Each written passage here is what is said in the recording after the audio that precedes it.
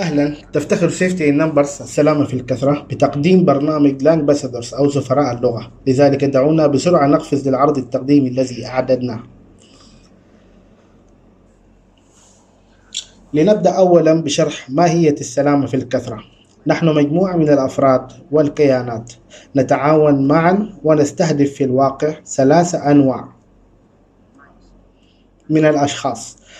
أولا، الأشخاص الذين يريدون الاندماج والمشاركة في المشروع ويريدون مساعدة لغتهم الأم والمجتمع من خلال توفير التعليم والوقاية والأخبار بلغتهم الأم.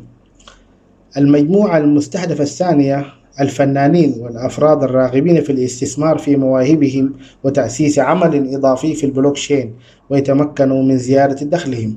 ثم مجموعتنا الثالثة المستهدفة، من يريد حقا كسب لقمة العيش من البلوكشين.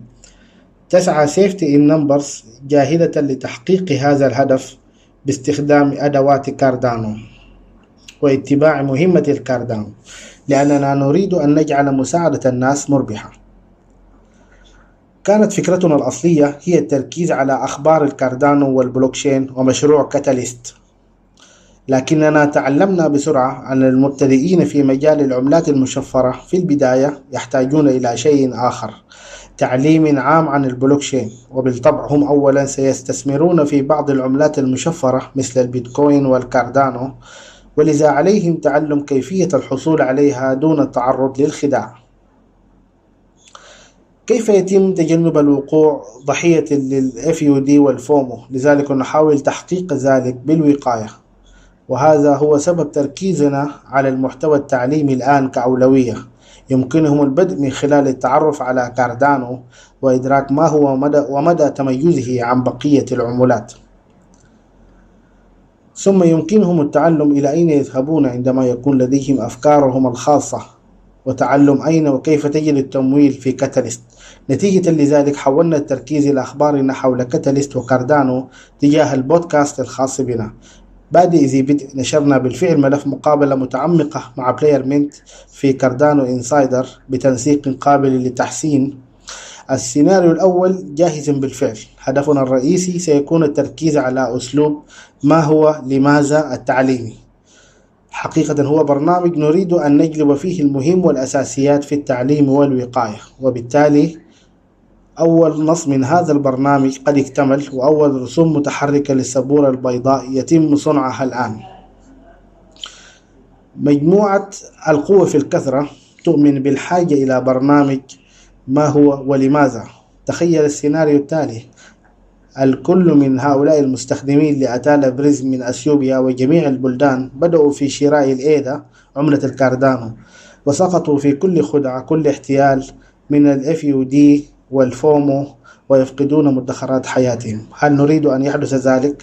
كاردانو إنسايدر هو مصدرنا الأول لنشر أخبار كاتاليست، كما نريد أيضا توجيه مستثمري الكاردانو الأكثر خبرة. نحن أيضا نؤمن بالقابلية للتحسين، لأنه من أجل الوصول إلى القمة وأكثر يجب دائما أن تكون أعيننا على الأشياء القابلة للتطوير. الفنانون في مجموعتنا سيلعبون دورا محوريا في نمو قنوات سفراء اللغات.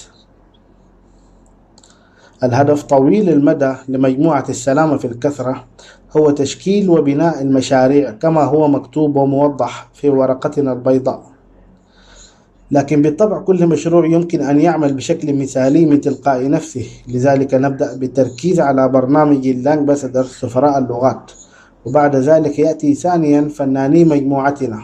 وبالفعل يمكنك رؤية التناغم الهائل الذي نشأ.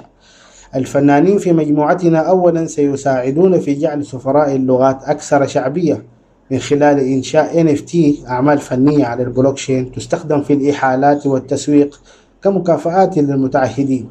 وبعد ذلك بالطبع بمجرد أن تكون سلسلة سفراء اللغات مشهورة وهناك عدد كافي من المشتركين، سنقوم بالترويج لحدث يتمكن فيه فنانو SN من بيع منتجات NFT الخاصة بهم. في الختام، ما هي الأشياء التي يجب القيام بها؟ نحن أولا وقبل كل شيء سننشئ موقع سفراء اللغات الخاص بنا، وفي هذا الصدد لدينا بعض التأخير للأسف. نحن كان لدينا بالفعل 3 مرات متطوعين لعمل موقع الويب، ولكن اضطروا إلى التراجع. في هذه المرحلة يمكننا بالتأكيد الاستفادة من الأعضاء الجدد الذين يريدون مساعدتنا في بناء موقع سفراء اللغات، ثم إطلاق سلسلة سفراء اللغة وعمل فيديو رسوم متحركة كإثبات للمفهوم. وكمثال في هذا الصدد، نحن قريبون جدا من نشر أول فيديو رسوم متحركة لما هو لماذا بلغات متعددة. بعد ذلك تأتي ال NFT للتسويق والعقود الذكية. في هذه المرحلة يمكننا أيضا استخدام الأشخاص الذين يمكنهم البرمجة في نظام بلوتوث. بمجرد الانتهاء من مشروعنا الثاني الذي سنركز عليه بعد ذلك، سيتم إنشاء منصة NFT. المهمة النهائية للقوة في الكثرة هي المساعدة في خلق تكافؤ الفرص لهؤلاء الأشخاص في البلدان النامية الذين يريدون حقا استثمار الوقت والجهد وامتلاك المهارات. لنقوم بذلك، كما فهمتم على الأرجح الآن، لا يزال تطبيق القوة في الكثرة مفتوحا حقا للكثير من المتعاونين الإضافيين. أولا، سفراء اللغة، نحن بحاجة إلى أكبر عدد ممكن من المترجمين لكل لغة لإنشاء المحتوى الضروري اللازم للقيام بما يكفي من الوقاية والتعليم. ثانيا، إذا كنت فنانا موهوبا وتريد الاستثمار في مهاراتك الخاصة، فنحن نرحب بك لتصبح من فنانين المجموعة. ثالثا، إذا كنت تريد الذهاب أبعد من ذلك والعمل بدوام كامل على البلوكشين للمهتمين، نرجو إرسال بريد إلكتروني لنا. اتصل بنا أو أرسل رسالة مباشرة إلينا على برنامج ديسكورد. كل شخص داعم لمبادرتنا ويشعر بالحاجة لصنع محتوى أخبار ومحتوى تعليمي بلغته الأم، رجاء التصويت لنا في كاتاليست لتمويل المشاريع الدورة الخامسة.